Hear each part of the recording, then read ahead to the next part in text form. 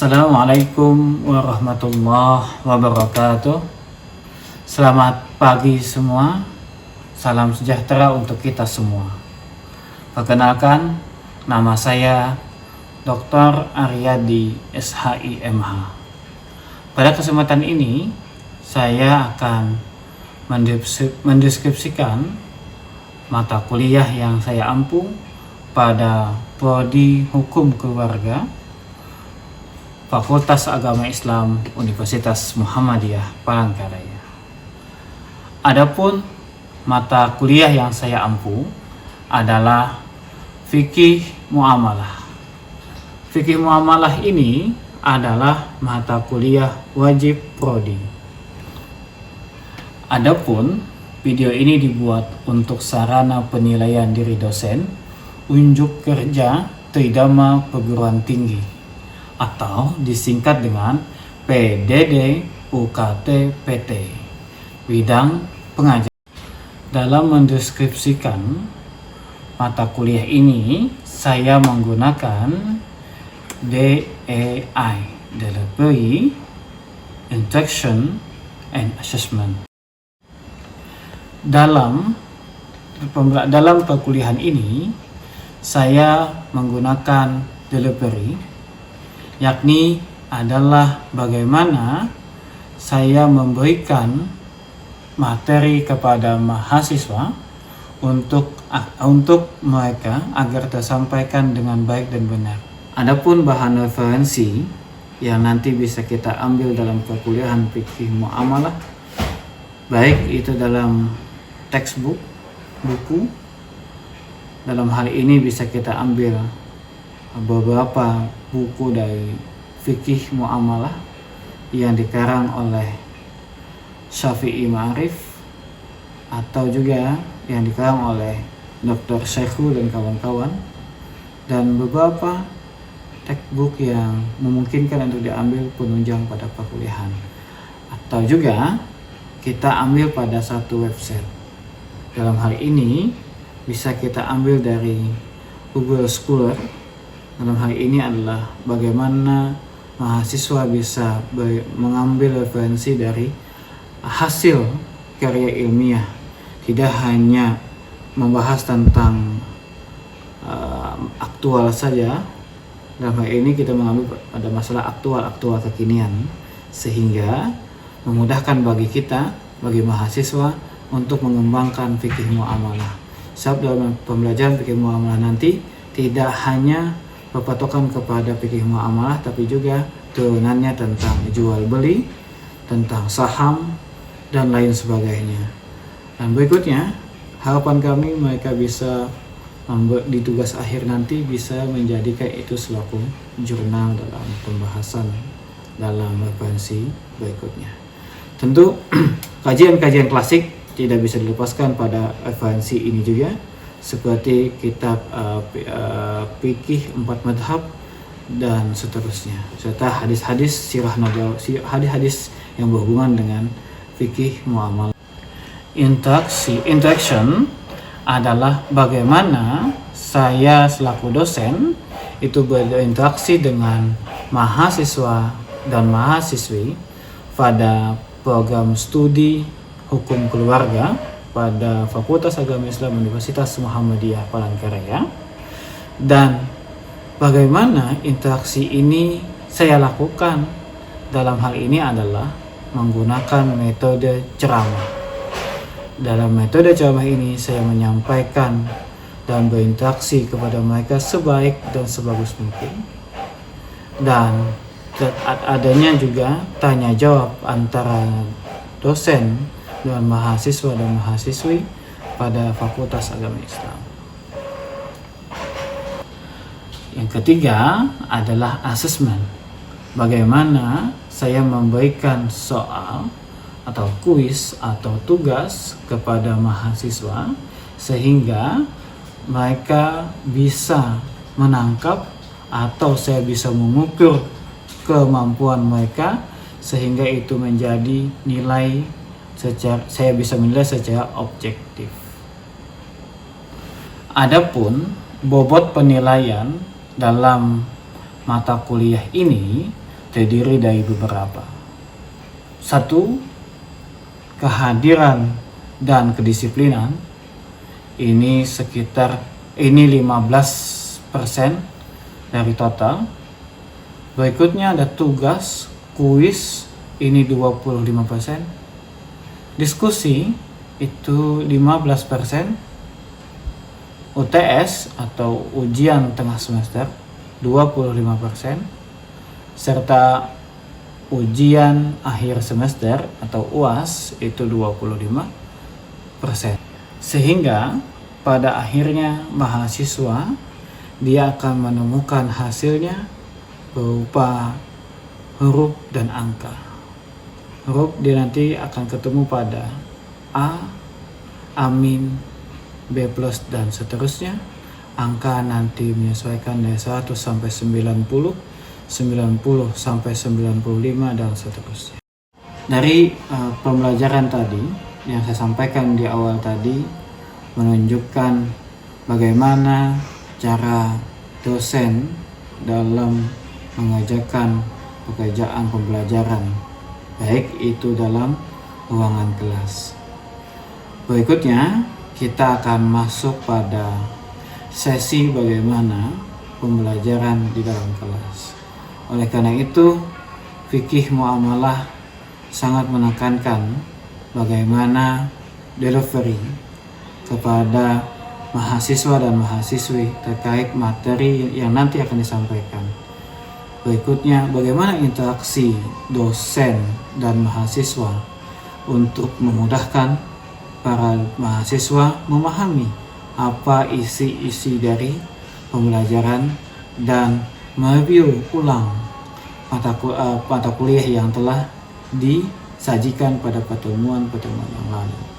Dan kita akan melihat nanti oleh asesmen tugas-tugas atau kuis-kuis yang bisa disajikan oleh dosen pada mata kuliah fikih muamalah, dan sehingga memudahkan mahasiswa dalam mendapatkan tugas, mendapatkan nilai, dan itulah tugas yang diberikan oleh mahasiswa, dan bagaimana mahasiswa menyanggupi atau menangkap materi yang disampaikan. Sekian, dan kita beralih ke video selanjutnya dalam tatap muka. Assalamualaikum warahmatullahi wabarakatuh. Waalaikumsalam warahmatullahi wabarakatuh. Alhamdulillahirrahmanirrahim. Kita jumpa lagi pada mata kuliah fikih muamalah. Dan bagaimana kabarnya hari ini? Baik. Oke, baik teman-teman semua. Kita pada masa yang lampau atau minggu yang lalu kita telah membahas tentang fikih muamalah, baik itu secara definisi maupun secara syarat dan ketentuan. Kita coba flashback sebentar sebelum kita masuk pada mata kuliah hari ini tentang fikih muamalah dalam hal jual beli. Oke.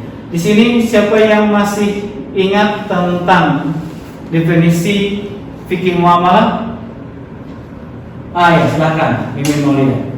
Segala macam peraturan maupun larangan mengenai kegiatan muamalah berdasarkan hukum-hukum Islam.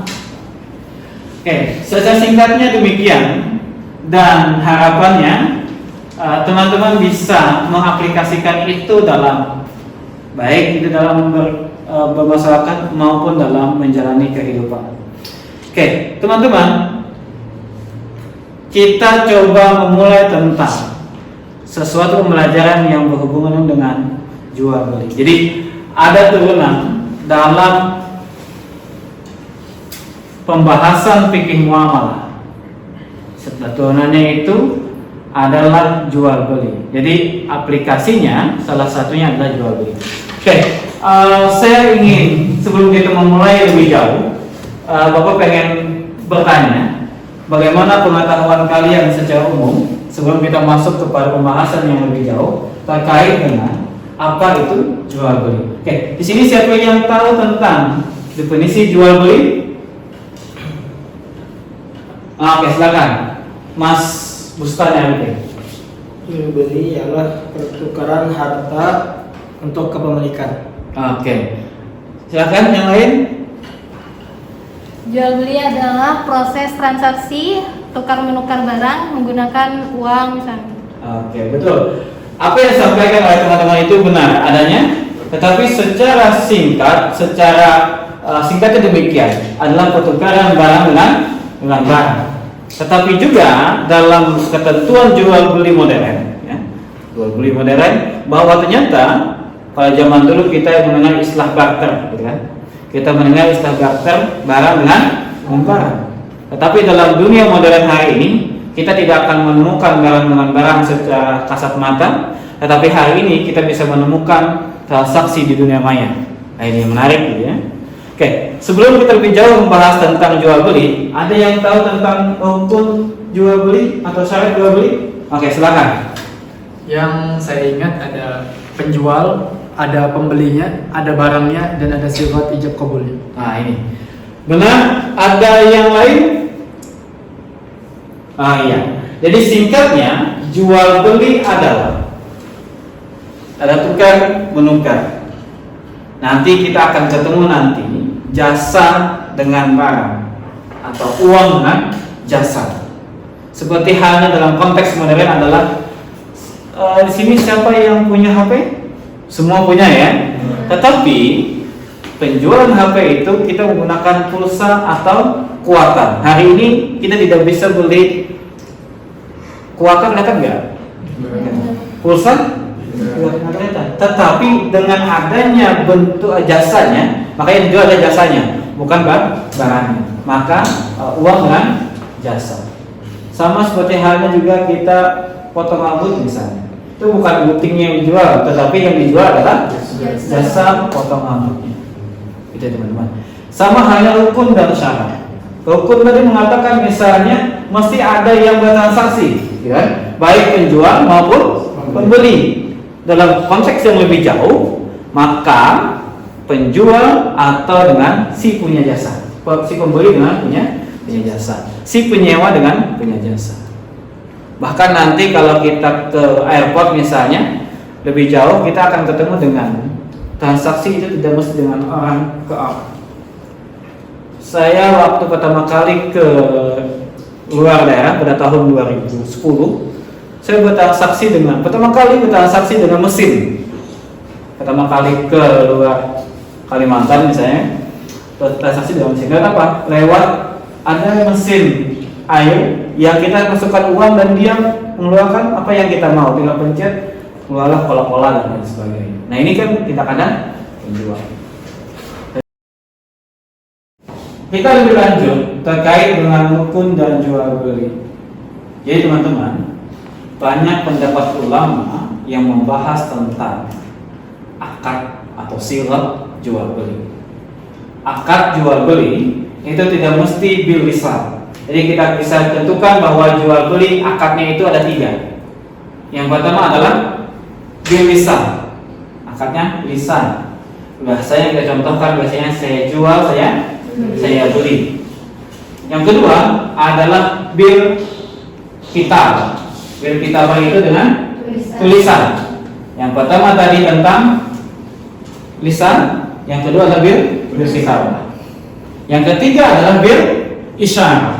Jadi di ulama mengkolaborasi bahwa akad itu ada 3. Misal kalau kita sering beli, tukarlah, juallah, nah itu bil lisan. Maka itu yang paling mafhum di antara kita, yang paling jelas. Tapi ada juga bil kitab. Kita biasanya datang ke mall, kita lihat harga Hello Kitty itu berapa ribu, berapa juta, maka kita mau kita ambil, lalu kita serahkan ke kasir. Maka itu ada tulisan di bawahnya tentang harga. Jika kita setuju, maka itu termasuk dengan bil kitab. Ada bil isyarat. Bil isyarat apa? Biasanya itu digunakan oleh yang disabilitas. Dan hal ini adalah bisu. Atau hari ini lebih modern lagi, tidak ada lagi pembicaraan tentang apakah dia difabel atau lain sebagainya. Tetapi kalau isyaratnya oke, selesai. Maka itu dihukumi sebagai akadnya sah. Nah, jual beli setelah ada kedua orang yang bertransaksi atau orang dengan company itu sejenis PT dan lain sebagainya, boleh silahkan. Jadi tidak hanya dengan manusia. Yang kedua adalah akad. Jelas teman-teman bahwa ada 3 komponen ini, yang 2 komponen ini mesti ada. Apakah nanti turunannya itu langsung face to face ataukah lewat hijab? Nah, hijab itu misalnya kita tidak tahu siapa pembelinya, penjualnya kita tidak tahu. Contohnya yang hari lagi viral adalah TikTok Shop. TikTok Shop, apa lagi? Shopee, Lazada dan Tokopedia dan lain sebagainya. Termasuk juga WhatsApp online. Ya kan dulu kan? Ayo saya mau beli.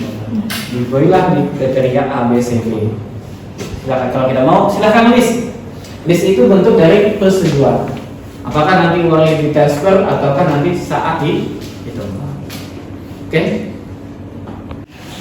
Oke, teman-teman, sebelum kita lebih jauh, apakah ada yang ingin ditanyakan terlebih dahulu terkait dengan pembelajaran kita fikih muamalah? Ya, silakan. Ya, silakan. Gimana tuh Pak hukumnya jual beli karena kredit lah. Terus si pembelinya tuh nunggak. Nah, solusi dalam syar'i itu solusinya apa tuh? Barangnya kan nunggak tuh gimana Pak? Hukumnya. Jadi kredit.